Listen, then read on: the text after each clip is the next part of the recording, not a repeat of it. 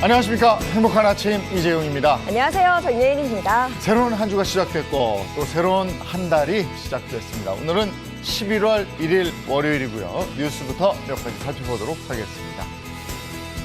어제 할로윈 데이를 맞아서 확진자가 급증하지 않도록 곳곳에서 방역 단속이 있었습니다. 서울시는 홍대와 이태원 등 주요 지역을 대상으로 특별 방역 지침을 수립하고 현장 단속에 나섰습니다. 단계적 일상 회복이 오늘 새벽 5시부터 시행이 된 만큼 주말 밤샘 파티 등은 방역 위반에 해당되기 때문인데요. 경찰은 방역 수칙 위반 사항이 없는지 점검하며 계도 활동을 벌였고 방역 수칙을 위반한 외국인에 대해서도 관련 법령에 따라 엄정하게 조치하겠다고 강조했습니다. 한편 단계적 일상 회복 첫날인 오늘부터는 식당과 카페 등 다중이용시설의 영업시간 제한이 풀리고 사적 모임 인원도 수도권은 10명, 비수도권은 12명으로 늘어납니다. 주말을 맞아 전국 명산에는 절정을 맞은 단풍을 즐기려는 나들이객들이 붐볐습니다. 어제 하루 설악산엔 18,000명, 지리산과 계룡산에도 10,000명이 넘는 관광객들이 몰렸습니다. 단계적 일상회복 시행을 앞둔 마지막 주말을 보내려는 시민들이 전국 관광명소와 놀이공원을 찾아 북새통을 이룬 건데요. 고속도로 또한 지난 주말보다 9만 대 많은 467만 대 차량이 몰려 혼잡을 이뤘습니다. 관광명소 관계자들은 가을 단풍을 즐기려는 행락객의 발길이 늘어난 만큼 방역 수칙을 준수하고 안전사고에 유의할 것을 당부했습니다. 더불어민주당 이재명 대선 후보가 음식점 총량제 발언에 이어서 이번에는 전 국민 재난지원금을 더 줘야 된다 이렇게 주장을 했습니다. 이 후보는 전 국민 재난지원금이 1인당 100만 원 정도는 지급돼야 한다면서 현재 지급된 48만 원에서 50만 원가량의 지원금에서 최하 30만 원에서 50만 원은 더 지급해야 한다고 주장을 했는데요. 추가 지원금의 지급 시기와 재원 마련 방법은 당과 재정당국이 합의해야 한다고 덧붙였습니다. 이에 국민의힘은 선거를 앞둔 포퓰리즘이라고 비판했는데 민주당은 이 후보의 공약을 뒷받침할 예산을 확보하겠다는 입장이어서 앞으로 있을 내년도 예산안 심사 과정에서 진통이 예상됩니다. 경기 안양시의 한 초등학교 여직원 화장실에서 이 불법 촬영 목적인 수층 몰카가 발견이 됐는데요. 범인은 해당 학교의 교장으로 밝혀졌습니다. 지난달 28일 안양시 한 초등학교 화장실에서 교사들이 초소형 카메라를 발견했는데 교사가 신고하려 하자 이 교장은 범인이 학생일 수 있다며 신고를 막았다고 합니다. 하지만 이 경찰 조사 결과 범인은 교장 박 씨로 드러났고 박 씨의 휴대전화에서 여성의 신체 부위를 찍은 영상이 여러 개 발견됐습니다. 박 씨는 학교에서 긴급 체포됐고요. 성폭력 특례법상 불법 촬영 혐의로 구속됐습니다. 경찰은 교장실과 박 씨 자택을 압수수색하고 휴대전화 포렌식을 진행 중입니다. 이번에는 코로나19 현황 살펴보겠습니다. 10월 31일 0시 기준 신규 확진자는 2,061명으로 누적 확진자 수는 36만 4천여 명입니다. 한편 코로나19 백신 전국 1차 접종자는 전날보다 3만 6천여 명이 늘어나서 총 4,113만 명을 넘어섰고 전국 완전 접종자는 3,866만여 명입니다. 네, 이어서 오늘 날씨 소식 전해드리겠습니다. 11월의 첫날인 오늘 전국 대부분 지역 대체로 맑은 하늘 드러나겠는데요. 다만 이 미세먼지가 유입되는 곳이 있겠습니다. 경기 남부 등 서쪽 지방을 중심으로 일시적으로 공기가 탁해지는 곳도 있는 만큼 호흡기 건강 신경 써주셔야겠습니다. 이어서 오늘 기온 보겠습니다. 오늘 아침 최저 기온 6도에서 14도, 한낮 최고 기온은 14도에서 23도 선이 예상됩니다. 내륙 지역을 중심으로 일교차가 매우 크게 벌어지니까요. 감기에 걸리지 않도록 건강관리 잘해주시기 바랍니다. 11월 1일 월요일 행복한 아침 지금 시작합니다.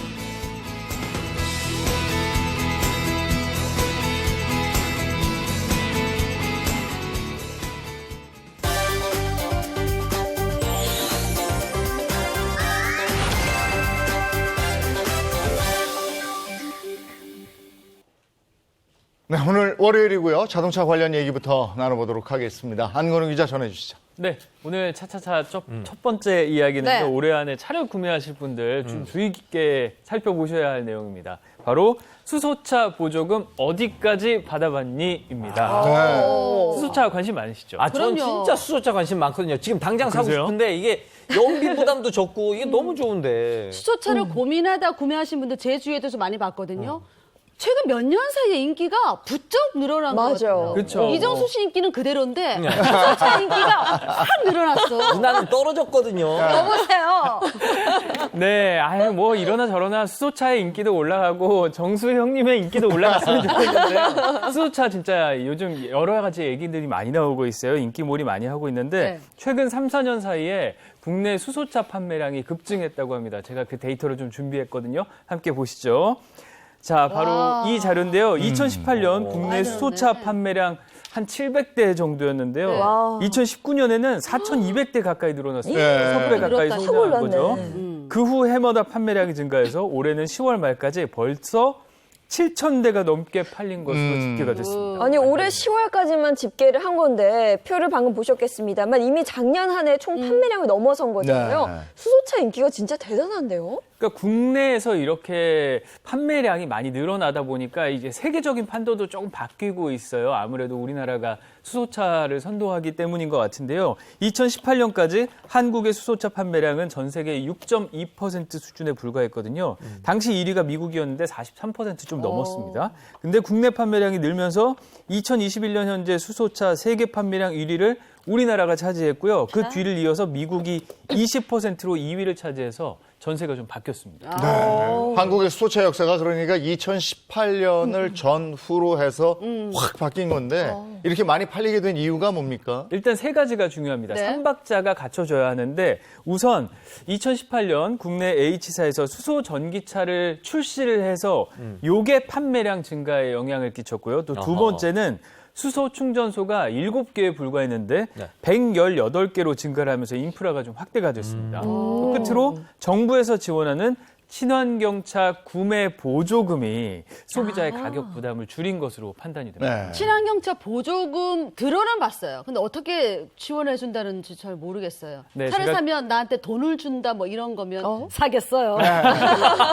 그래서 사겠어요 하는 분들이 많습니다. 네, 친환경차 구매 보조금 쉽게 말해서 차값을 깎아준다는 개념입니다. 그러니까 뭐 받는 거나 마찬가지인 거죠. 네. 전기차나 수소차 같이 무공해 차량을 구매를 할 때 정부가 보조금을 지원을 해주고요. 네. 또 소비자는 보조금을 제외한 그 차값만 결제를 하면 됩니다. 이 보조금을 잘 받으면은 뭐 차값이 크게는 한 절반 정도 오. 줄어들기도 하는데요.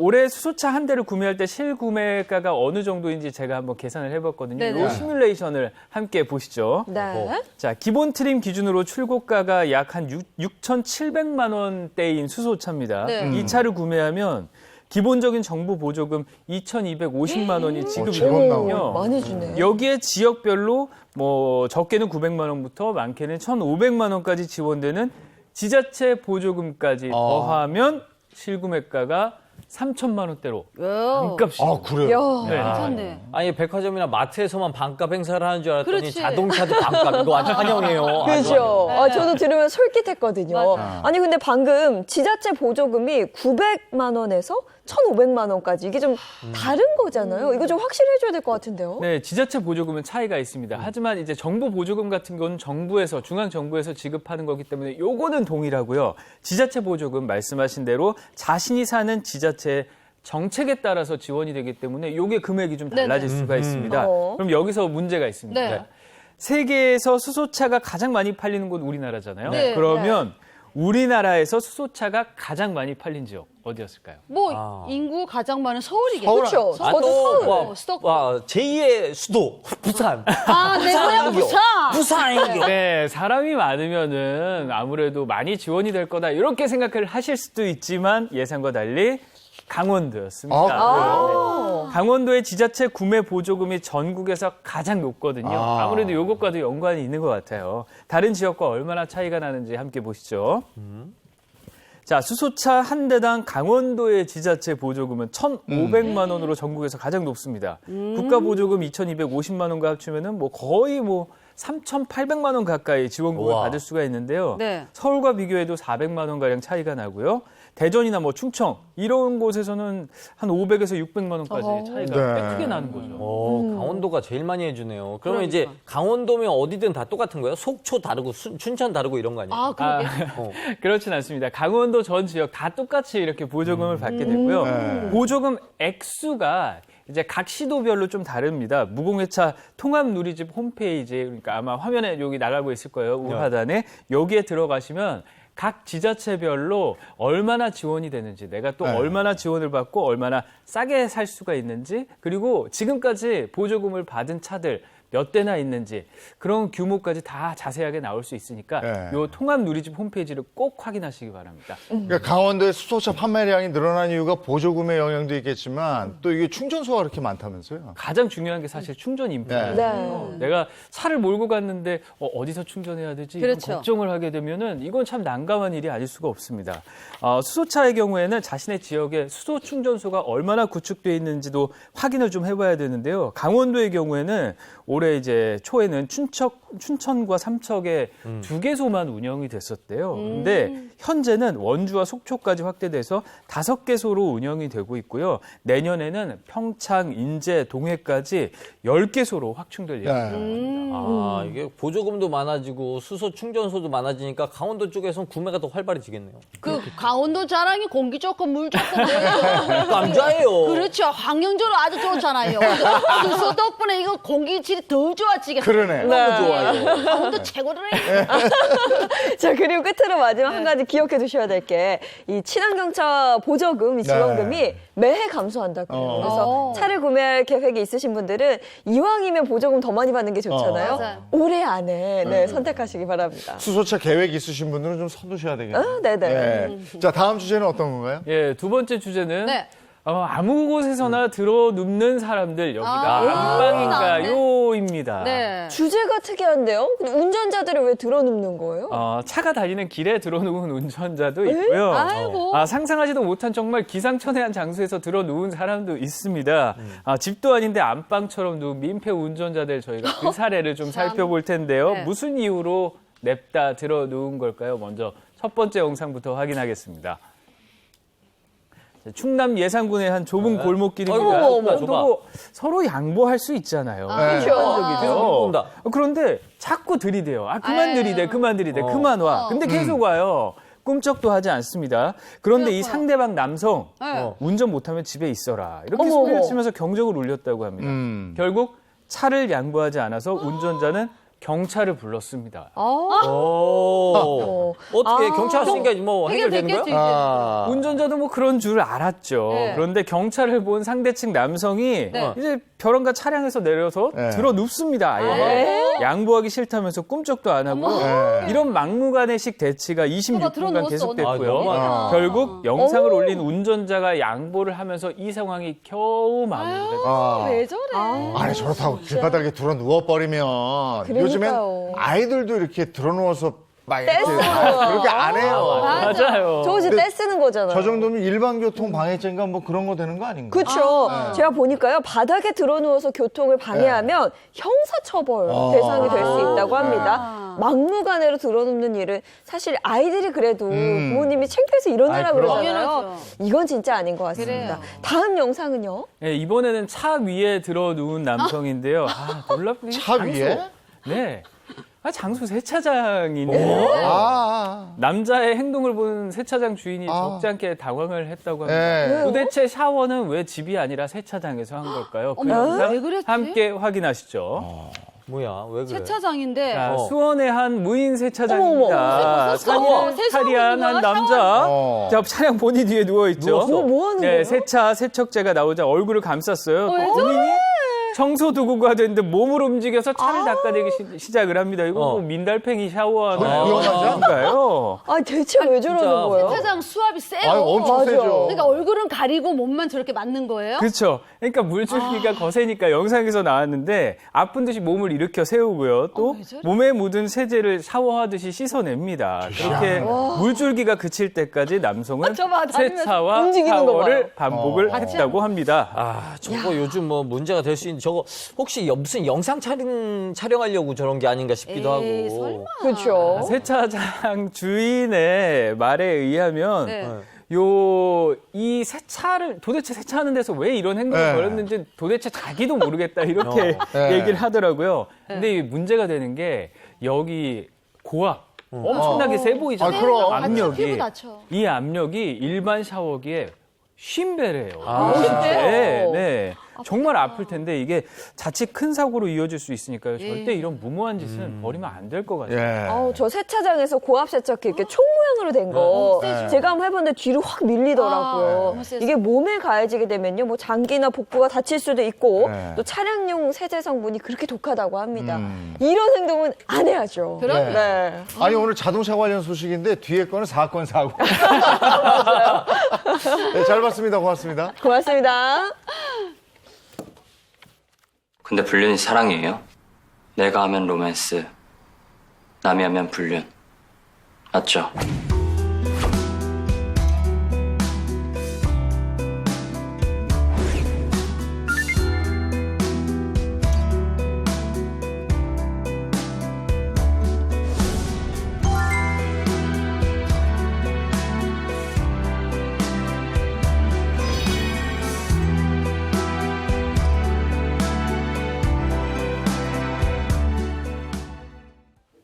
네, 살면서 겪는 여러 가지 고민을 해결해 드리겠습니다. 인생 Q&A 이호선의 용한 상담소입니다.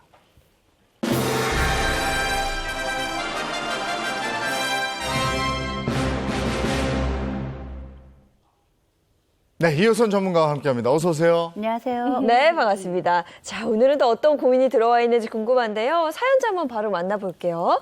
안녕하세요. 어디 사는 누구신가요? 안녕하세요. 부모님과 함께 사는 20대 후반 딸입니다. 얼마 전 엄마의 휴대폰에서 이상한 문자를 봤습니다. 자기야, 출근 잘했어? 라고요. 이상한 느낌의 엄마의 문자함을 뒤졌는데, 네, 그건 열어선 안 되는 판도라의 상자였습니다. 엄마가 다른 남자랑 외도를 하고 있던 겁니다.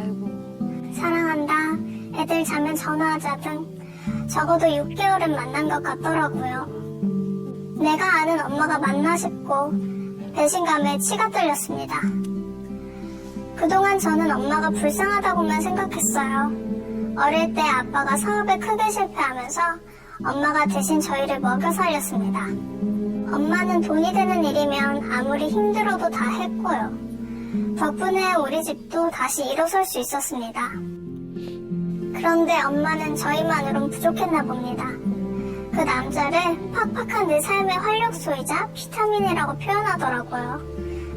정말 이걸 아빠가 알게 되기라도 하면 그날로 우리 집은 끝입니다.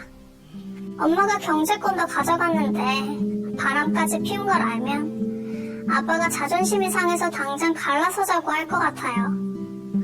저는 엄마가 알아서 정리해주기만을 기다리고 있는데 아직도 그 남자를 만나는 것 같습니다.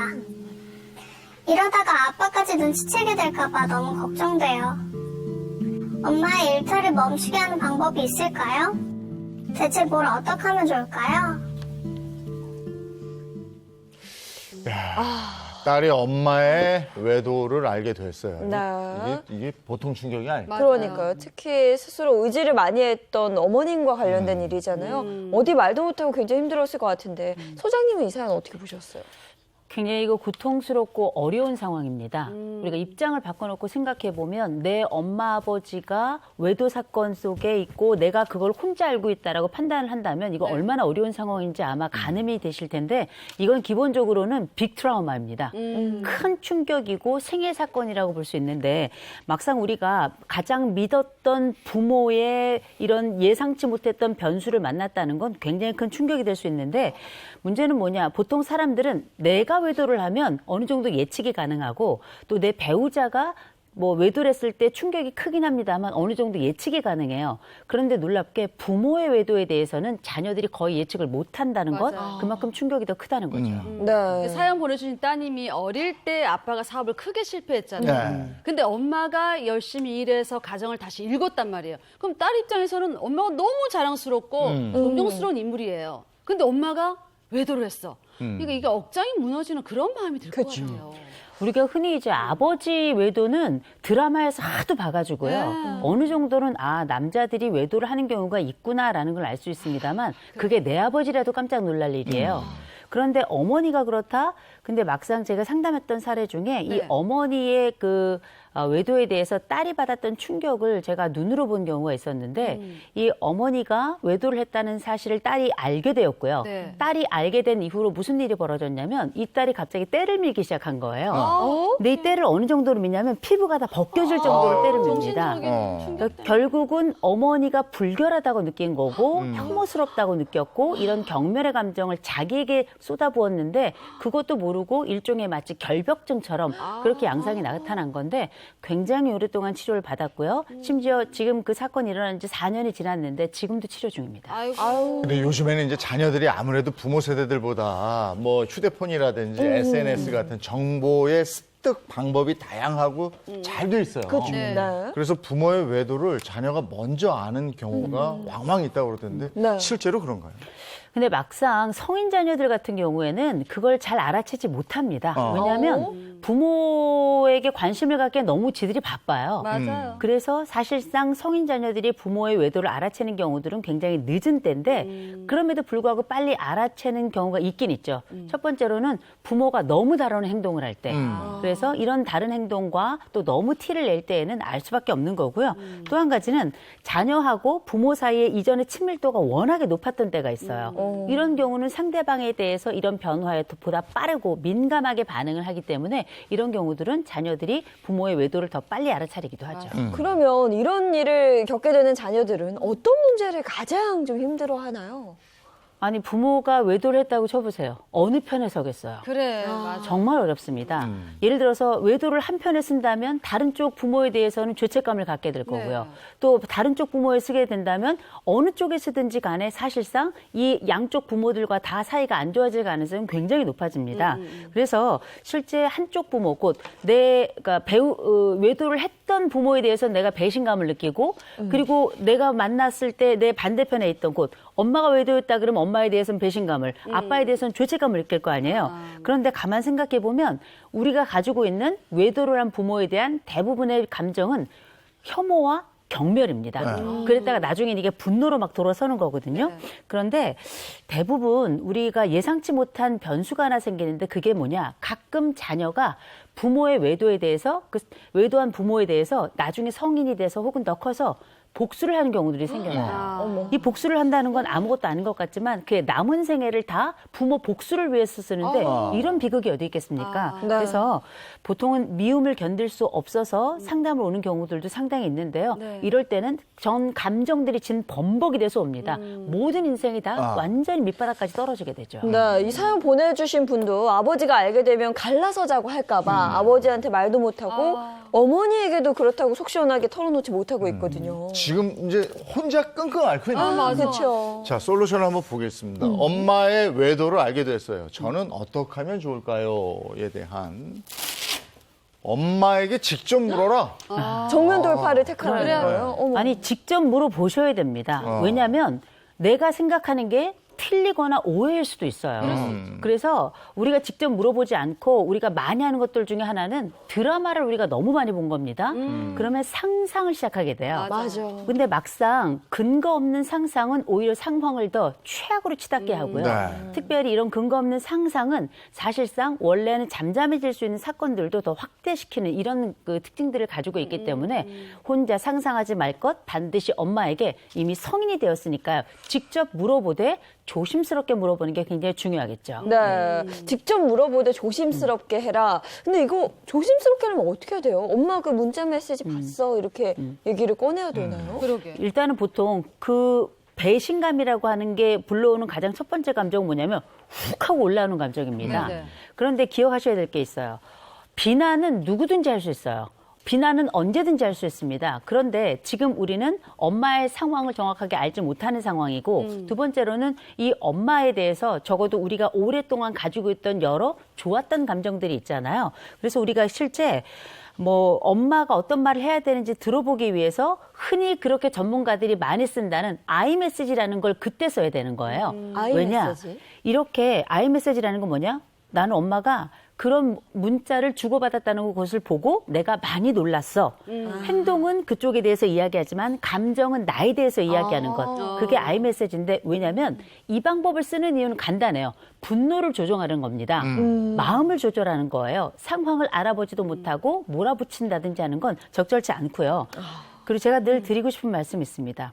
누구나 실수해요. 그럼요. 누구나 생애 살다 보면 바보 같은 짓을 합니다. 그래서 지금은 누구에게나 비밀과 사정이 있다고 합니다만 엄마가 아버지와 다시 회복돼서 잘 살고 싶은 게 이 딸의 생각이라면 일단 엄마에게 시간을 줄 필요가 있고 너무 거칠게 대응하지 않는 게 굉장히 중요하죠. 네. 그리고 엄마한테 물어봤을 때 그 대답을 듣고 내가 생각한 최악의 상황보다는 그래도 괜찮은 상황이 될 수도 있죠. 그래서 네네. 내가 오해했을 수도 있는. 그러니까요. 네. 그런데 이 사연자만큼은 엄마가 상대 남성과의 문자에서 자기야 사랑한다. 또 애들 자면 새벽에 전화하자. 이 내용은 좀 확실한 게 아닌가 싶긴 한데 간혹 가다가 이게 외도인가? 그렇죠. 헷갈릴 때도 있거든요. 그러니까 배우자가 나눈 대화 중에 이게 외도인가? 아닌가? 헷갈리는 경우 있기 때문에 제가 준비했습니다. 법원에서도 부정행위라고 확실하게 인정한 정신적인 불륜 무엇인지 보시죠. 첫 번째, 사랑한다, 보고 싶다. 이렇게 상대방에 대한 애정이 담긴 말을 주고받았을 때 부정할 수 없는 부정행위라고 합니다. 자, 두 번째, 미래를 함께 계획하는 대화를 나눴을 때. 네. 세 번째, 아무 일 없었다고 발뺌해도 남녀가 한 방에서 하룻밤을 함께 보냈어요. 이건 네. 불이죠. 그렇죠. 네 번째, 서로의 집에 거리낌 없이 드나들었을 때. 마지막 다섯 번째, 자주 만나 데이트나 여행을 했을 때입니다. 이게 뭐 불륜이야 이렇게 말하는 배우자들 중에 여기에 해당하는 부분이 있다 하면 그분들에게 얘기하고 싶은 게 네가 한 게 바로 불륜이야. 네. 그렇죠. 얘기하고 싶어요. 단호하게. 그러니까 첫 번째 솔루션은 혼자 추측하고 괴로워하지 말고 네. 당사자인 어머니에게 한번 물어봐라. 그렇죠. 이런 거였고요. 자, 두 두 번째. 번째. 심판이나 복수는 하지 마라. 복수 무서워. 네.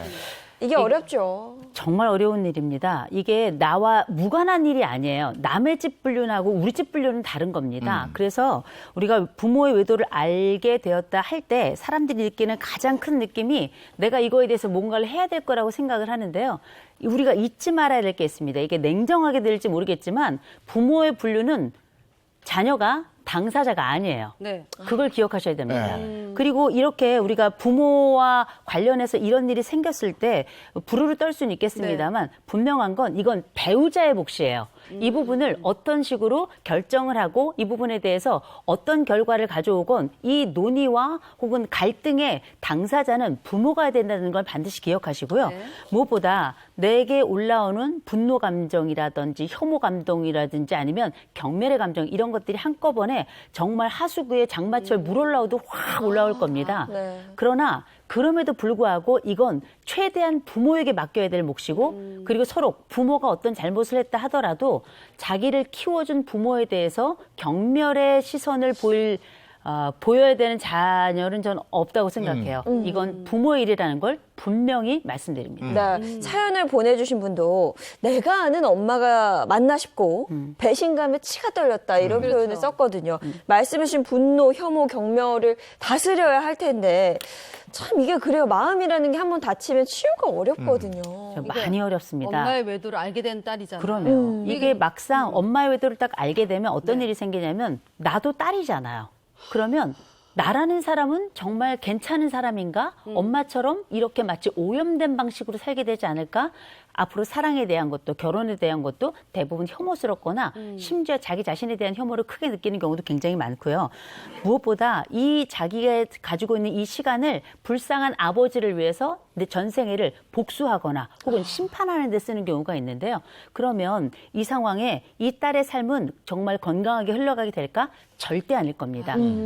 당사자의 일이기도 하고 동시에 본인의 삶을 그렇게 보내는 것도 적절하지 않은 거죠. 네. 그러니까 딸 입장에서는 엄마가 아빠 때문에 고생을 너무 많이 했으니까 참 불쌍한 우리 엄마 이러다가 믿었던 우리 엄마가 외도를 했다? 그럼 또 치가 떨리는 거예요. 이 두 감정이 너무 뒤섞여서 어떤 감정으로 치우쳐야 될지 이게 좀 고민돼요. 이게 성인 자녀가 됐을 때 부모가 외도를 한 걸 알게 되잖아요. 네. 그럴 때 받는 충격은 예를 들어서 엄마가 외도를 했다. 그럴 때 아빠가 받는 충격하고 굉장히 유사합니다. 이게 왜냐하면 가족이 함께 살면서 우리가 고통만 공유하는 게 아니라 기쁨도 공유하고 희노애락을 다 공유하면서 네. 일종의 감정 공동체가 돼요. 그러면서 느끼는 고통의 양은 이 상처받은 배우자랑 굉장히 유사하다는 거 먼저 말씀드리고요. 이때 그 감정은 크게 자녀들에게서 하나는 배신감으로 나타나고 또 하나는 동정심으로 나타나요. 배신감이라고 한다면 가족 공동체를 배반했던 내 엄마에 대한 배신감일 거고요. 그리고 더군다나 이 남아있는 불쌍한 아빠에 대해서 연대하는 감정을 갖게 될 수도 있어요. 네. 그런데 또 한 가지 동정심도 있습니다. 왜냐하면 엄마 고생했거든요.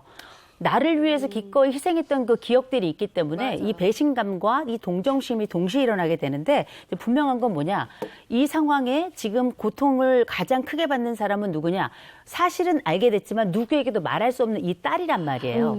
그러면 두 가지가 필요하겠죠. 하나, 마음 치료가 필요할 거고요. 네. 또 한 가지는 이 상황에 대한 객관적 시각이 필요할 테니 무엇보다 중요한 건 최대한 자신에게 집중해야 되는 거 되게 중요합니다. 그리고 내가 객관적 시각을 갖기 위해서는 어떤 상황을 보다 객관적으로 넓게 볼 수 있을 만한 사람이 좀 필요해요. 도움이 필요합니다. 그래서 이럴 때는 보통 많은 분들이 친구한테 그렇게 가서 이야기를 하더라고요. 아, 그래요? 전 친구한테 가서 이야기하는 걸 좀 반대합니다. 나중에 그 친구도 못 만나게 돼요. 그래서 오히려 제 3자라고 한다면 전문가에게 찾아가시는 게 그래, 저는 맞아, 훨씬 더 맞아. 좋다고 생각합니다.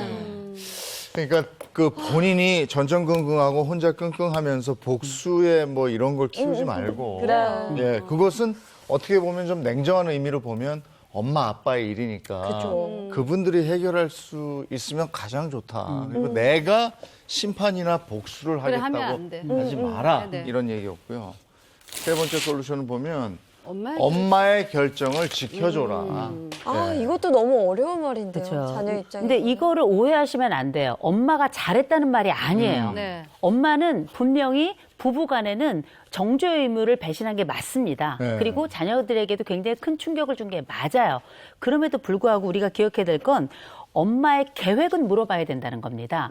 내가 엄마에게 물어봤어요. 그리고 나서 엄마에게 상황을 들었어요. 그러면 이 일의 시작도 엄마가 있다면 이 일에 대한 마무리도 엄마가 해야 되는 겁니다. 이런 면에서 엄마의 결정을 존중하라는 의미로 말씀을 드린 거예요. 그래서 엄마가 새로운 결심을 하고 만약에 이 새로운 결심을 실행을 하겠다라고 마음을 먹고 딸에게 그렇게 이야기했다면 적어도 이 실행과 이 결심에 대해서는 어떻게 보호를 해줄 필요가 있고 동조해줄 필요가 있고 이 부분에 대해서 우리가 지켜볼 좀 필요가 있다는 거죠. 그래서 제가 가끔 이런 말씀을 드립니다. 성인 자녀는 자식이 아니에요. 파트너입니다. 파트너라고 하는 건 때로는 우리가 의지도 함께 가지고 있지만 동시에 의리도 있어야 되는 거고 가족끼리 아마 어려운 경험 겪은 분들도 아실 겁니다. 가족끼리도 무덤까지 가져가야 될 비밀이 있는 경우가 있어요. 네. 그래서 만약에 엄마가 돌이키겠다 마음 먹었고 상황을 정리하겠다 했다면 그때 내 입이 너무 간지럽고 내 가슴이 피 끓는 듯 하지만 그럼에도 불구하고 일련의 그 파트너로서의 어떤 의리 같은 것을 가지고 어느 정도는 엄마를 지켜주고 그 결정을 지켜주기 위해서 도움을 줘야 되는 상황이라는 것 좀 염두하셨으면 좋겠습니다. 네. 근데 그럼 만약에 엄마가 아빠한테 절대 말하지 마라고 해서 비밀을 지켰는데 영원한 비밀은 전 없다고 보거든요. 아빠가 나중에 알게 됐을 경우 자녀에게 느끼는 배신감이 좀 크지 않을까 싶고 자녀도 아빠 얼굴을 계속 마주보면서 그 남모를 그래, 죄책감, 내 마음이 너무 힘들 것 같아요. 그러니까 이게 어려운 거예요. 이 상황이 고통스럽고 어렵다라고 제가 제일 먼저 서두에 말씀을 드렸는데 우리가 어느 쪽 감정을 더 존중할 것인가가 이게 너무너무 어려운 겁니다. 그래서 제가 아까 말씀드린 것처럼 이 비밀을 지킨다라는 게 무조건 다 덮어준다가 아니라 일단 엄마 의견을 존중하자는 거예요.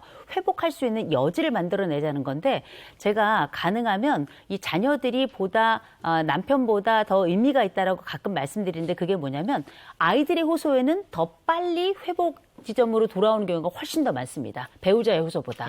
그래서 일단은 우리가 감정을 감추는 게 대단히 어렵고 또 아빠에 대한 미안함도 굉장히 클 겁니다. 그리고 우리 방송을 보시는 분들 중에도 아니 그 얘기해야 되는 거 아니냐 이럴 수 있는데 회복이 목적이냐 밝혀내는 게 목적이냐 이걸 먼저 구분을 하셔야 될 것 같고요. 네. 그 가운데 예를 들어서 내가 내 감정에 따라서 움직이게 될 경우 부모의 회복이 완전히 끝으로 가서 더 이상 회복 불가능할 상황이 올 수도 있다라는 거고 무엇보다 지금 현재 상황은 내가 아빠에 대해 미안하고 엄마에 대해서도 기다려야 되는 상황이다. 그럴 경우에는 내가 처해 있는 이 상황에 가족하고는 약간 물리적 거리를 두는 게 좋아요.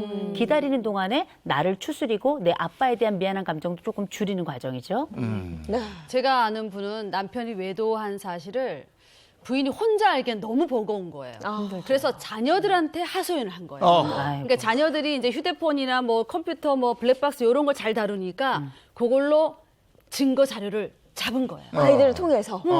근데 저는 애들을 통해서 그렇게 뭐 증거 자료 작성하는 거 이건 별로 좋지 않을 것 같거든요. 너무 그건 답답해서 그렇게 하죠. 정말 중요한 말씀이에요. 예. 이거는 실제 자녀가 어릴수록 더합니다. 보통 어떤 부모가 어려움이 생기거나 문제가 생겼을 때 부모들이 자녀들을 끌어들여서 나 이렇게 힘들어 이렇게 도와줘. 말씀하시는데 네. 이걸 전문 용어로는 삼각관계를 만들었다라고 이야기합니다. 이 삼각관계라고 하는 거는 감정적으로 또 다른 사람을 편입시켜가지고 내 편을 만들어서 또 다른 배우자에게 대응하는 방식인데 대개 그렇게 끌어들이는 사람이 자녀인 경우예요. 네. 이런 경우가 생겨날 경우 자녀는 어떻게 하라는 겁니까? 그래. 자녀를 보고 지금 그러면 이 두 가지 의미겠죠. 하나, 네 아버지가 가지고 있는 혹은 네 어머니가 보여줬던 이 행동이 부정하다는 걸 명확하게 해서 내가 얼마나 힘들고 어려운지를 얘기하고 싶다는 건데 네. 그 대상이 굳이 자녀여야 되는 이유는 딱히 말할 사람이 없기 때문이긴 할 거예요.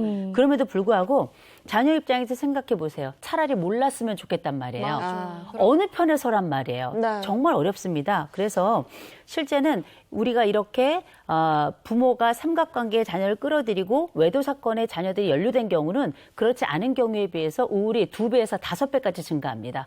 굉장히 신중하게 생각하셔야 될 부분이에요. 네. 아니 성인이 된 자녀도 이렇게 힘든데 네. 그 혹여 미성년 자녀가 아유, 그럼 부모의 외도를 알게 됐을 때 네. 이때는 일이 더 클 것 같아요. 그럴 것 같아요.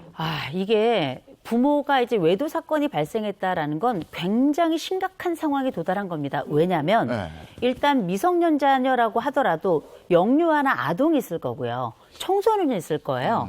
영유아와 아동들의 경우에는 사실 굉장히 치명적인 상황에 노출된 겁니다. 왜냐하면 본인들이 앞으로 닥칠 위기를 생각해 보면 더 이상 부모들이 함께 살지 않게 될 것 같고 이건 이혼에 처한 부모를 둔 자녀들의 심리적 특성하고 굉장히 유사하게 나타나요.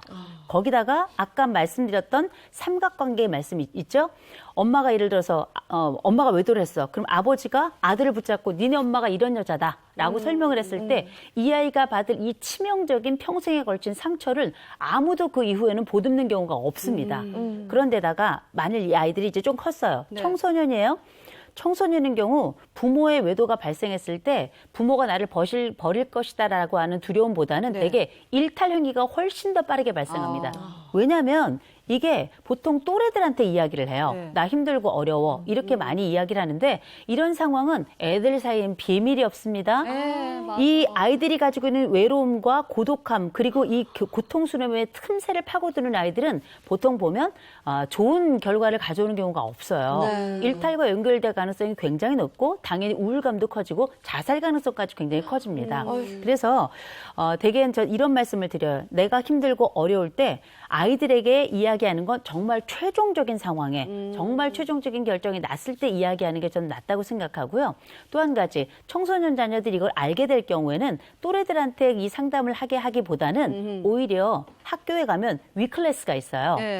그 아이들을 위한 상담 창구인데 그 상담 창구를 통해서 도움을 좀 받고 동시에 그 상담 창구에서 도움을 받으면서 이건 뭐냐면 믿을 수 있는 안전한 어른에게 도움을 받으란 뜻입니다.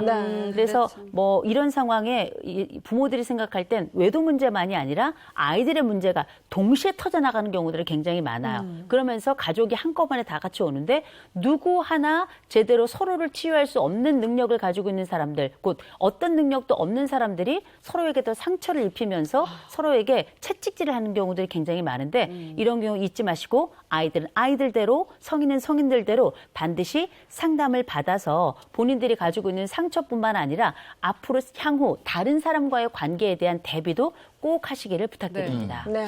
오늘 사연을 보내준 이분의 경우에는 뭐부터 해야 될까요? 엄마한테 직접 물어보는 것부터 선행돼야 될까요? 그렇죠. 먼저 물어보셔야 되고요. 네. 그리고 먼저 말씀드리겠습니다. 엄마한테 물어보지만 본인이 그 가운데 서서 조정자가 되거나 해결자가 될 수 없어요. 네. 그걸 기억하시고 내 마음에 대한 치유에 조금 많이 더 집중하셨으면 좋겠고 엄마는 엄마대로, 엄마는 아빠는 아버지대로 따로 한 번쯤 상담을 좀 받아보시기를 바라는 게 이 과정에 스스로 발견해야 거기에 대한 해결책도 본인이 실행하게 됩니다. 네. 엄마의 상담을 권하는 딸이 됐으면 좋겠어요. 네. 네, 이효선의 용한 상담소 여기까지 하겠습니다. 고맙습니다. 고맙습니다. 네, 이번에는 우리 주변에서 일어나는 사건, 사고를 법의 관점으로 풀어봅니다. 그 법이 알고 싶다.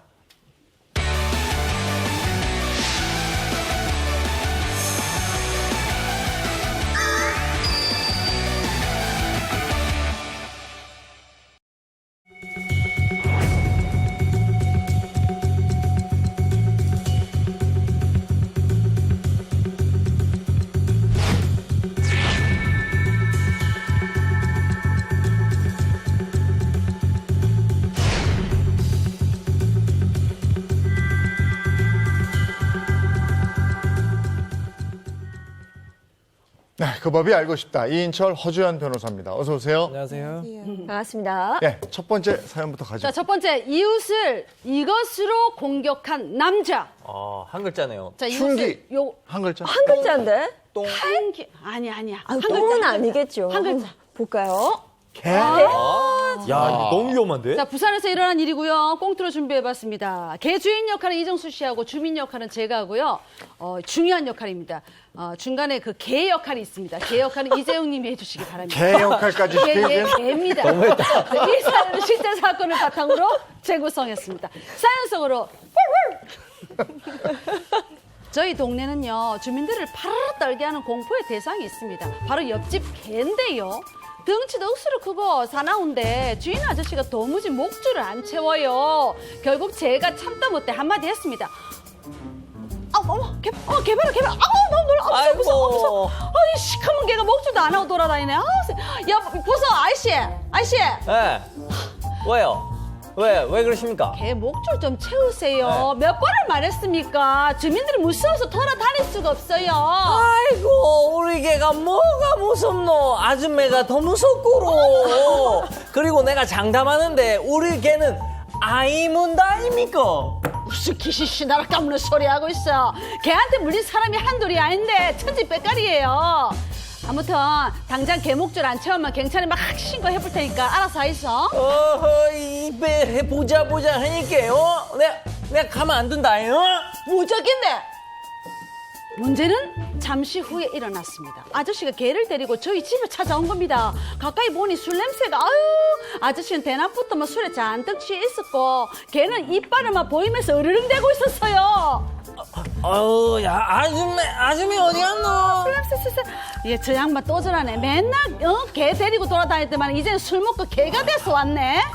와요. 찾는데 와요. 그래, 이 아줌마야. 네, 우리 개 사람 문다. 어쩔래?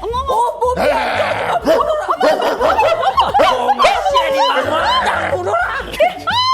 사람 잡네.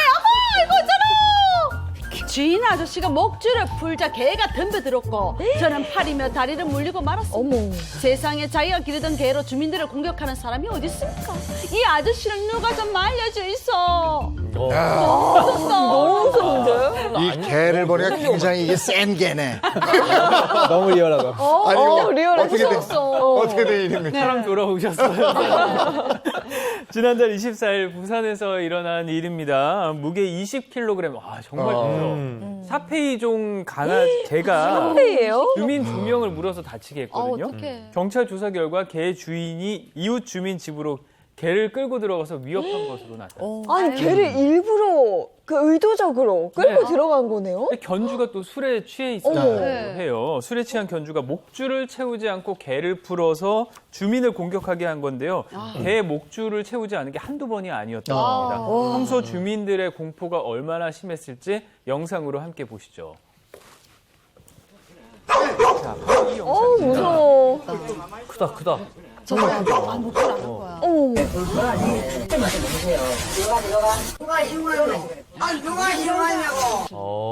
화를 내잖아요. 지난 24일 부산 일이거든요. 저게 경찰이 목줄을 채워달라는 요구를 하니까 술에 취했는지 뭐 화를 엄청 냅니다. 예. 저 사람이 견주고요. 저 시커먼 샤페이종 개가 사납게 달려드는 바람에 순찰차 5대, 또 119 구조대까지 출동하는 야. 소동이 일어났습니다. 그런데 견주는 술에 취한 채 이 상황을 그냥 보고만 있었다고 했습니다. 아니 개가 물어서 목줄만 좀 채워달라고 했는데 왜 개 주인은 저렇게 그러니까. 왜 안 채워놓은 거야 네. 도대체? 견주의 이런 행태가 네. 처음이 아니었다고 네. 해요. 우리 개는 안 무니까 괜찮다. 아이고. 이게 그 개 목줄을 채우지 않은 근거였다고 하는데요. 이날 경찰이 출동했을 때 이미 60대 남성 1명과 70대 여성 1명, 주민 2명이 물린 상태였고요. 개를 포획하기까지 난동이 그게 목이야. 20분이나 이어졌어요. 예. 아니 개가 동네 사람들 물어가지고 동네 사람들이 개를 피해서 막 숨어 다녔다는 거 아니에요? 이게 말이 돼요? 그러니까 주민들이 얼마나 무서웠겠냐고. 어. 아니, 그러니까 당장이라도 좀 개 주인을 구속시켜야 되는 거 아닙니까? 그래. 50대 견주 구속됐습니다. 네, 구속이 됐고요. 지난 5월에 이게 남양주 개물림 사건 아마 기억하시는 네, 네, 거예요. 네. 예, 그때 좀 안타까운 사고였는데 네. 그 사망 사고의 경우에 60대 주인이 불구속 송치가 됐거든요. 네. 그것과는 조금 다른 결말이었습니다. 경찰은 일회성 실수가 아니었고 또 재범할 위험성이 높아서 구속이 필요하다 이렇게 설명했습니다. 네. 견주가 구속이 됐다 이랬는데 그러면 어떤 처벌을 받게 됩니까? 네, 많은 견주들이 착각하는 게 있어요. 우리 개는 안 물어요. 네. 견주만 안 물지만 다른 사람 물 수가 있습니다. 그리고 본인 말에 책임을 지셔야 돼요. 안 물어야 했는데 물었잖아요. 그러니까 책임을 물어야겠죠. 민형사상 책임을 물을 수가 있는데 이 동물보호법에 보면은 이제 목줄 등 안전조치를 취하지 않고 다른 사람의 신체를 상하게 가한 자는 3년 이하의 징역 또는 3천만 원의 벌금에 처해진다고 돼 있어요. 네. 그래서 뭐 대부분의 과실로 이제 다른 사람 물게 했을 경우에 벌금형이 나오지만 이번 사건 같이 과실 아닌 고의성이 다분하잖아요. 그럴 경우에 징역형이 나올 수도 있습니다. 네. 아니 얼마 전에도 그 목줄을 차지하는 개한테 한 모녀가 크게 다치는 사고가 있었거든요. 맞아요. 어떻게 됐어요? 이게 지난 7월에 이제 경북 문경에서 발생한 사건이었는데 사냥개 6마리가 산책하던 모녀를 공격해서 진짜 중상을 무섭다. 입혔던 사건이었어요. 네. 그 이동하는 견주는 뭐 했냐 봤더니 뒤에서 경운기로 목줄 풀린 개 뒤를 따라오고 있었다는 거예요. 우리 군들 엄청 공분을 했죠. 결국에 이 견주에게 이 중과실치상죄와 이 동물보호법 위반 혐의가 적용돼서 징역 2년이 선고가 됐는데 근데 이게 일반 과실치상이 아니라 중과실치상에 적용이 된 게 이전에도 이런 사고가 여러 번 반복이 돼서 사람들이 조심해 달라고 했는데 또 이렇게 했다는 거예요. 그래서 이게 주의 의무 위반이 굉장히 중대하다고 봐서 이렇게 무거운 죄가 적용이 된 거고 실형까지도 선고가 됐다는 점 좀 주목해서 보셔야 될 것 같습니다. 네. 그런가 하면 얼마 전에 또 심각한 개물림 사고 있었죠. 무서웠어요. 네. 경남 사천에서 일어난 사고였는데 한 60대 여성이 고삐가 풀린 목줄이 풀린 이제 진돗개에게 물려서 팔뼈 부러지고 여기 피부 이식까지 그런 사고였거든요. 사건이 일어난 지 2달이 넘도록 가해자에게 뭐 제대로 된 사과나 보상도 받지 못하고 있고요. 그 당시 CCTV 영상 되게 공포스럽긴 해요. 이 영상 함께 보겠습니다. 네, 바로 이 영상이에요. 지난 8월 경남 사천의 한 비닐하우스 앞입니다. 개랑 맞아. 여성이 개를 거 마주했어요. 아니야? 진돗개 한 마리가 마주쳤는데 갑자기 개가 뛰어듭니다. 여기까지 올라갔어. 쓰러진 여성의 팔을 물고 흔드는 바람에 사람들 남성 달려가. 2명이 겨우 개를 제압했고요. 저거. 병원으로 이송됐습니다. 이 여성 팔뼈 부러지고 피부 이식 수술까지 받게 됐어요. 아이고. 개 목줄만 묶여 있었어도 저런 일 없었잖아요. 지금 보신 것처럼 목줄이 풀려 있었잖아요. 네. 저 다친 거 사고 보세요. 이전에도 개가 스스로 목줄을 풀고 다닌 일이 몇 번 있었다고 합니다. 그런데 주인이 이 일을 알고도 별다른 조치를 취하지 않았다고 하고요. 피해자 측에 의하면 가해자는 내가 그런 것도 아니고 개가 그런 건데 이런 걸 내가 왜 책임을 져야 하느냐 이렇게 또 항변을 했다고 합니다. 아니 개가 그런 건데 그럼 자신이 책임져야 하냐고 이렇게 말하면 안 되죠. 그렇죠. 견주가 책임을 져야 되는 거 아닌가? 아, 그럼요. 앞서 뭐 화면 봤다시피 피해자가 입은 상처가 좀 커 보이거든요. 지금은 어떻게 됐어요? 좀 호전됐나요? 영상 봐도 참 아찔했잖아요. 네. 후유증이 있을 수밖에 없죠. 지금도 정신적인 후유증에 시달리는 상태고요. 네. 병원에서 한 달 반 만에 피해자가 퇴원을 했다고 해요. 팔이 마음대로 움직이지 않아서 2달 넘게 생업을 못하고 있고 아하. 또 가해자가 일상 배상 책임 보험에 가입돼 있어서 보험사에서 처리할 거고 그 이상의 보상은 나는 못 해주겠다. 이렇게 나오고 있으니까 네. 피해자 가족이 엄청나게 억울한 상태라고 고통을 호소했습니다. 네. 견주가 일상배상 책임보험 여기에 들어있으면 치료비를 보험금으로 청구해서 다 지급이 되고 이런 형태입니까? 그러니까 일상배상 책임보험은 말 그대로 일상생활에서 발생하는 사건 사고에 대해서 네. 이제 보험료를 이제 청구할 수 있는 그런 경우인데요. 뭐 예를 들어서 반려견이 다른 사람을 물거나 아니면 다른 사람의 반려견을 물어가지고 피해를 입힌 경우 있잖아요. 네. 그 경우에 이제 보험료를 이제 청구할 수가 있는데, 근데 예외적으로 보험금을 못 받을 수도 있어요. 예를 들어서 고의적으로 사고를 낸 경우에 보험사고가 되지 않습니까? 그런 경우에 보험금을 받을 수가 없고, 설령 보험금을 받았다 하더라도 보험사에서 이 견주에게 구상권을 청구할 수도 있어요. 네. 수술해서 끝난 게 아니라 2달 동안 일을 못 했잖아요. 그래 말이야. 그러니까 보험비만 주고 끝날 게 아니라 뭔가 보상을 또 해줘야 되는 거 아니에요? 일 못하게 된 부분도 문제가 네. 될 수 있어요. 이제 민법 759조에 따르면 이 동물의 점유자의 책임이라는 규정이 있습니다. 내가 기르던 개, 또 보호하는 동물이 다른 사람의 신체나 재산에 피해를 입혔다고 하면 이 부분 당연히 배상을 해야 되는데, 지금 이 사건 같은 경우에도 한 석 달 정도 치료를 받아야 됐고 그럼에도 불구하고 장애가 남았다고 하잖아요.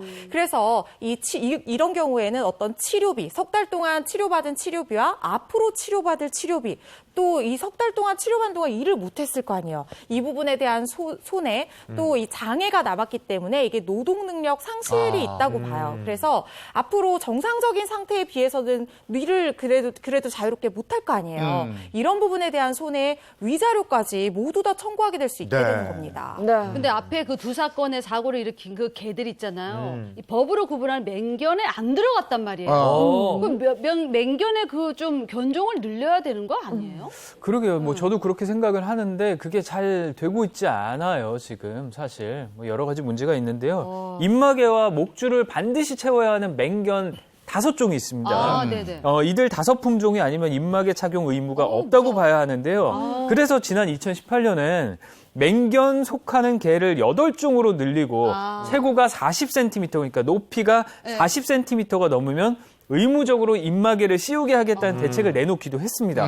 그런데 동물보호단체가 당시에 반대를 해서 이게 좀 무산이 됐어요. 네. 현재 정부는 견종에 따라서 입마개를 의무화하기보다는 개체별로 좀 좋지 않은 방향으로 법 개정을 추진을 하고는 있다고 합니다. 아니 근데 막상 그 길에서 그 입마개도 안 하고 목줄 풀린 개를 만나면 이제 굉장히 무섭고 당황스럽단 말이에요. 네. 이때 지켜야 되는 안전 수칙 같은 게 있을까요? 네, 그래서 제가 이 개물림 사고 예방을 위한 안전수칙 준비를 한번 해봤습니다. 자, 첫 번째. 우선 길 가다 개를 딱 만났을 때 왈왈 짖으면 짖는 개만 무섭다고 생각하시잖아요. 근데 아니에요. 이빨을 막 드러내면서 정수 씨가 한번 보여주시겠어요? 이렇게 하는 개들이 있어요. 사실 이게 공격의 신호라고 합니다. 짖지 않고 노려보는 개도 조심해야 된다고 해요. 그리고 두 번째, 뛰거나 소리를 지르면 그 개를 자극할 수 있습니다. 그렇기 때문에 어렵지만 침착하게 또 천천히 그 현장을 벗어나야 하고요. 자, 세 번째 굉장히 중요하다고 생각해요. 마지막으로 개를 만질 때 그 순간 사고가 발생할 수 있습니다. 특히 부모들은 막 아이가 개 귀엽다고 따라가면 한번 만져봐. 그리고 견주도 만져봐 안 물어 이러거든요. 맞아요. 굉장히 위험한 행동입니다. 절대로 개 가까이 가거나 반려견을 만지지 않도록 지도해 주시는 게 중요할 것 같습니다. 아니 그 아이들이 그냥 개 귀엽다고 막 이러면 가끔 겁날 때가 있어요. 안 돼. 위험한 행동이에요. 근데 앞서서 그 개를 풀어서 주민들을 위협한 사례도 있는데 네. 개한테 희한한 훈련을 시켜가지고 또 이렇게 위협을 하는 사례도 있다면서요? 뭐 뛰어, 이건 물어 이거 말고. 해외에서 네. 좀 화제가 됐던 건데요. 네. 저도 이거 보고 좀 이 신기하다. 그리고 좀 문제가 있다 생각을 했어요.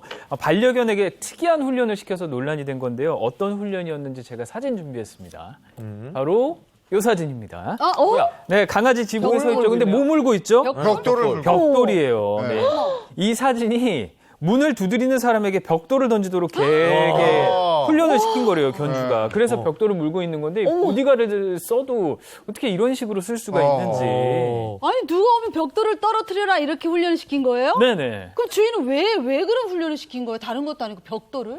이 반려견의 주인이 무서워. 혼자만의 시간을 좀 좋아하는 사람이라고 해요. 그래서 이렇게 훈련을 시켰고 남에게 방해받는 거를 너무 싫어하기 때문에 자기 강아지를 이렇게 쓴 겁니다.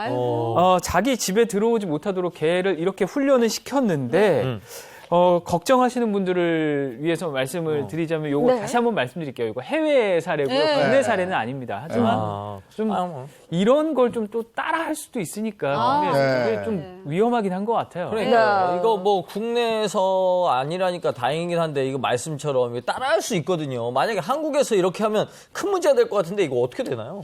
근데 이 법적으로 사실 좀 약간 어려운 일련이 있어요. 만약에 처벌하려고 하면은 견주가 뭐라고 하느냐? 내가 언제 내가 직접 했느냐? 내 개가 그냥 한 거다. 우연히 한 거다. 이렇게 변명할 수가 있거든요. 그리고 또 형법에서 교사범이라고 할 경우에는 다른 사람을 시켜야 되는 걸 처벌받는 거지. 다른 개를 시킨 경우에는 사실 처벌하기 어렵거든요. 그래서 이 경우에는 과실치상죄가 될 것 같아요. 충분히 다른 사람을 다치게 할 수가 있었고 거기에 대한 과실이 있기 때문에 과실치상죄로 500만 원 이하의 벌금형에 처해질 수도 있는데 만약에 고의성이 있다면 징역형이 될 수가 있고요. 별도로 민사적으로 손해배상 책임도 져야 됩니다. 네. 그 사람에게 공격성을 보인 사람을 문 반려견들 안락사시켜라 뭐 이런 게 있었는데 어떻게 되어 있습니까? 지금? 그 이제 벽돌까지는 아니더라도 우리도 가끔 이런 개물림 사고가 발생을 하게 되면 사고견을 안락사시켜야 된다는 이런 찬반 여론이 인터넷에서 들끓잖아요. 근데 외국의 경우에는 그런 규정이 있는 국가도 있는데 아직 우리나라에서는 뭐 사고견을 반드시 안락사시켜야 된다는 규정이나 법조항이 있는 것은 아니에요. 그렇지만 물론 사고견을 안락사시키는 것도 뭔가 이제 방법의 중에 하나가 될 수는 있겠지만 사실 그것보다 더 근본적인 대책은 저는 견주에 대한 예방 교육이 정말 중요하다고 생각을 하거든요.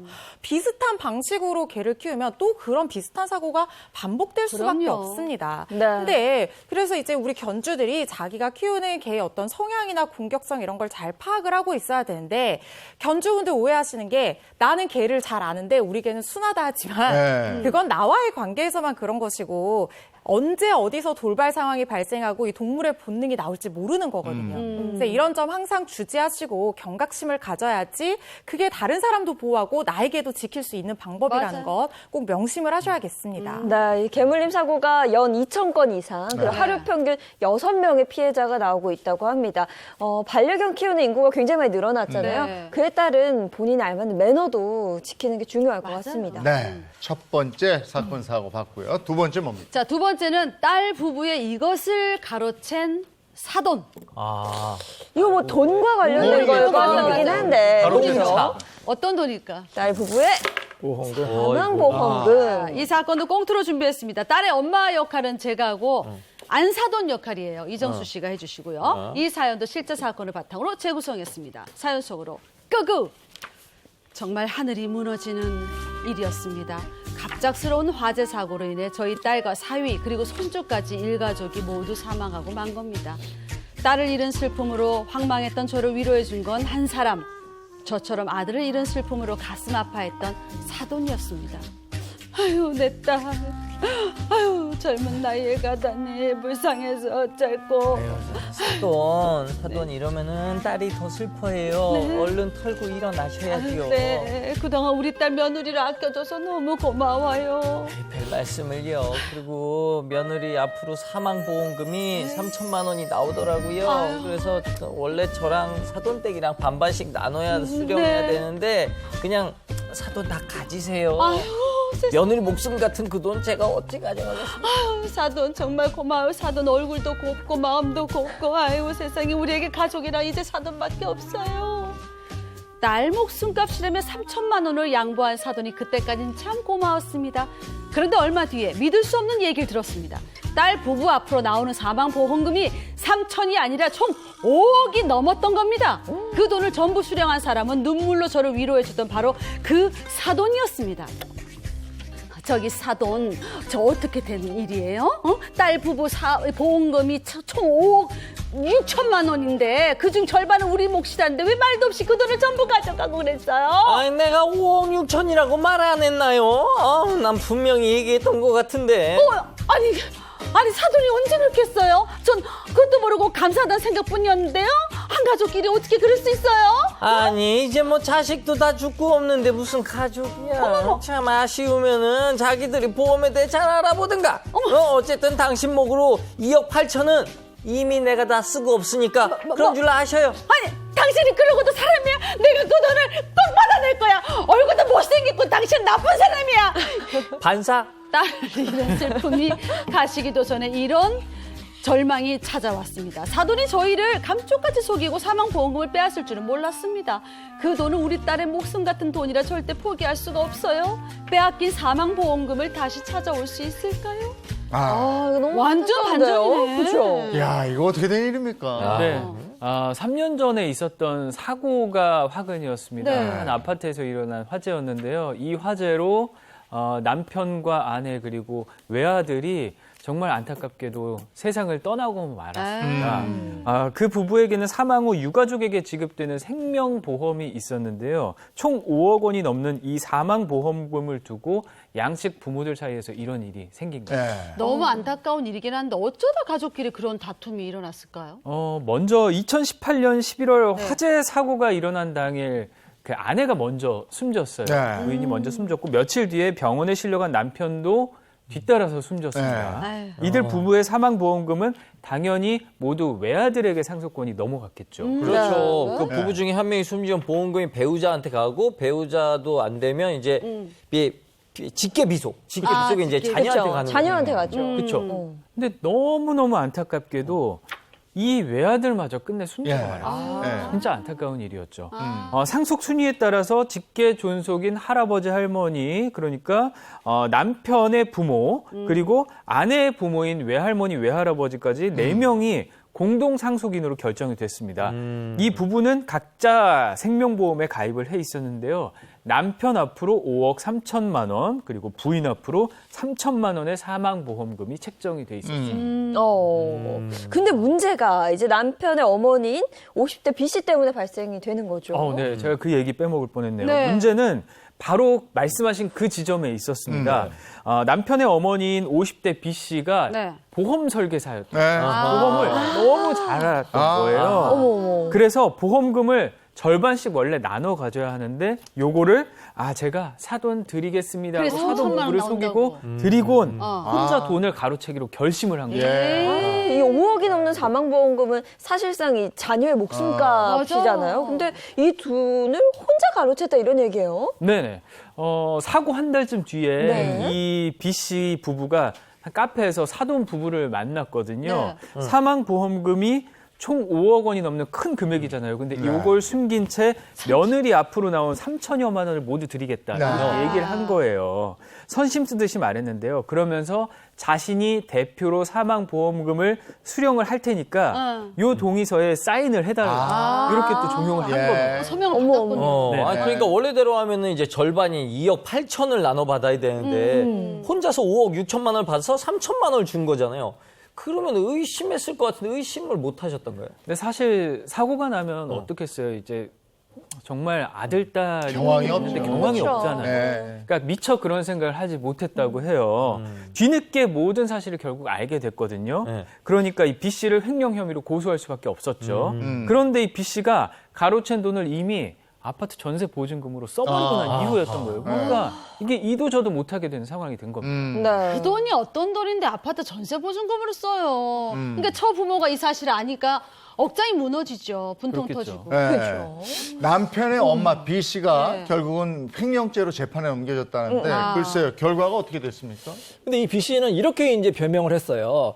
다 동의를 받았습니다. 그러니까 서면에도 동의서에 사인이 돼 있지 않습니까? 그러니까 서명 받았다. 그리고 다 고지를 했습니다. 이렇게 주장을 했는데 이럴 경우에는 이렇게 보시면 돼요. 역시 상식, 법은 상식이다. 네.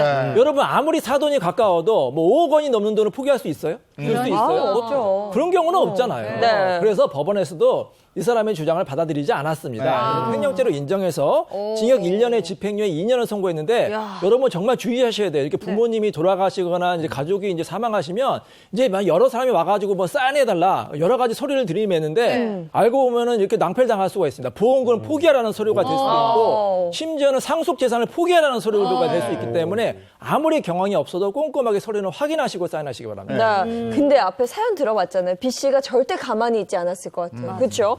뭔가 항소를 했을 것 같은데 맞나요? 잘 보셨어요. 네. 결국 남편의 친모 B 씨가 1심 법원 판단에 불복해서 항소를 했어요. 근데 항소심 재판부에서도 지금 5억이 넘는 거액의 돈을 횡령을 해서 개인적으로 이렇게 써놓고 계속해서 자기 범행을 부인하니까 죄질이 나쁘다 이렇게 봐서 똑같이 유죄로 인정을 했고 굉장히 이제 불량하다 이렇게 본 거죠.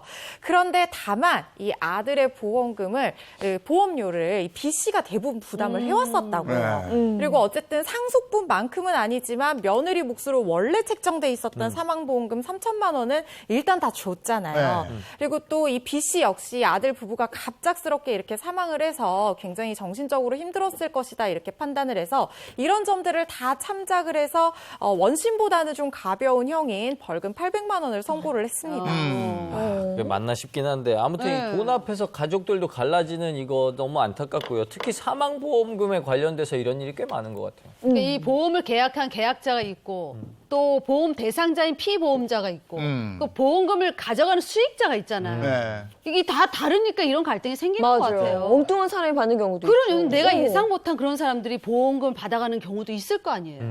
요걸 이용해서 아주 기상천외하고 해괴한 사건이 있었습니다. 한 50대 여성이 남편과 이혼을 하고서도 사망보험금 10억 원을 받기 위해서 이혼한 전 남편 앞으로 몰래 매달 보험금을 납부해서 보험을 가입했던 그런 사건이었습니다. 그러니까 이혼을 하고 나서 전 남편의 사망보험에 가입을 했다고요? 네. 350만 원씩? 정말 어떻게 이해가 그럴 안 수 되시죠? 있죠? 전 부인이 보험에 대해서 되게 잘 아는 보험 설계사 출신이었거든요. 역시. 2013년 남편과 이혼을 했어요. 네. 그로부터 5년 뒤에 전 남편의 몸 상태가 나빠진 걸 알게 된 겁니다. 눈치를 챘어요. 이때부터 계획을 한 겁니다. 전 남편의 서명을 위조해서 종신보험에 가입을 하기 시작을 했는데요.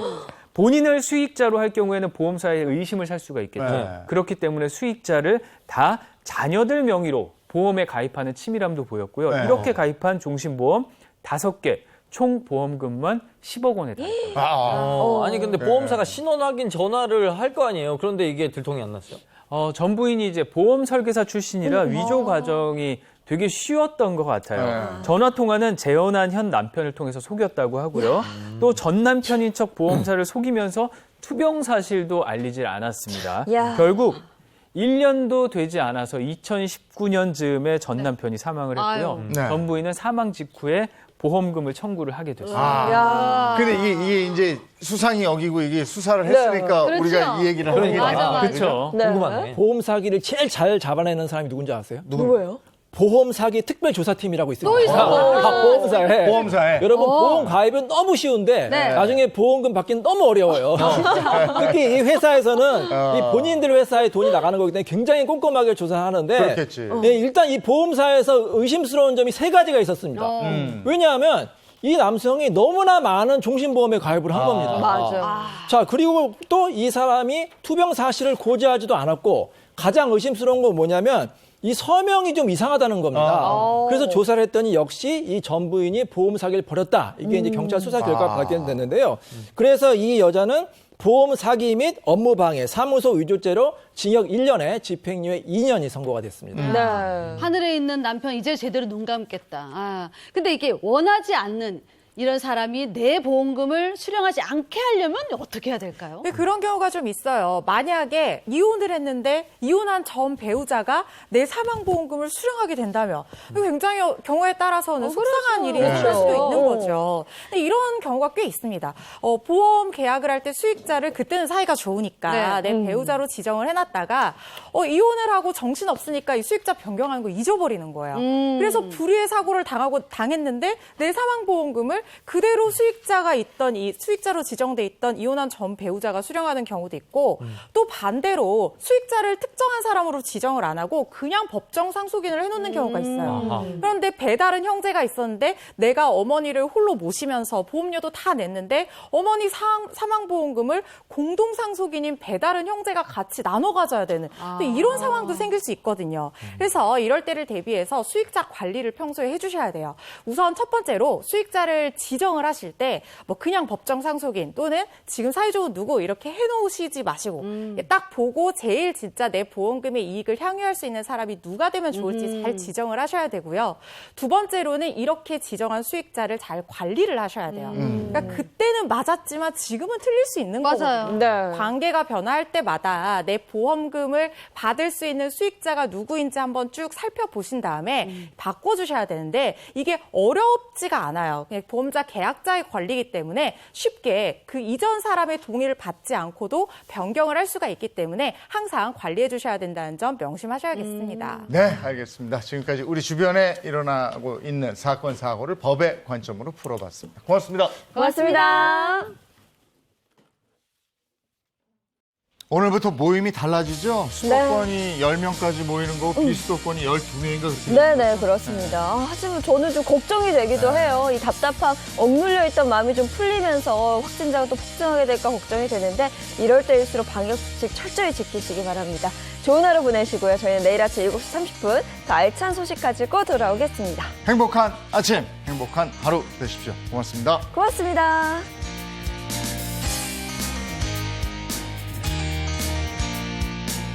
스마일 이즈 굿! 채널 A 10.